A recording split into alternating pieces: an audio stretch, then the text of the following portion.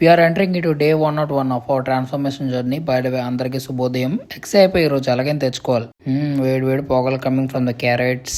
Finally back to basics, eating orange. పిక్కలాలు ఊసేయాలన్నమాట. నేనేం తింటున్నా అనేది అనవసరం, వీడికి మాత్రం ఇచ్చేయాలి అంతే. ఆన్ ద వేలో వీడియో తీసాను, బాగుంది కదా క్లైమేట్.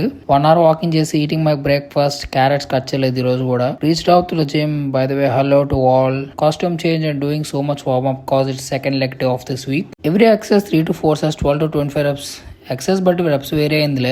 తర్వాత యాప్స్ అండ్ స్ట్రెచ్చింగ్ కూడా డన్. జాగ్రత్తగా బ్యాగ్ వేసుకొని జిమ్ నుండి బయటకు నడుచుకుంటూ వచ్చా. ఈ రోజు లంచ్ కొంచెం టేస్టీగా ఉంది, కాస్ హై కార్బ్ డే అని. అండ్ వెజ్జెస్ అన్ని కలిపి వెజిటేబుల్ రైస్ లా చేసింది మా mummy. But quantities and calories చాలా పర్ఫెక్ట్ ఉన్నాయి. ఈ రోజు మీషో నుండి ఒక డెలివరీ వచ్చింది. అదేంటంటే ఒక టీ షర్ట్, ఆ తర్వాత చూపిస్తా.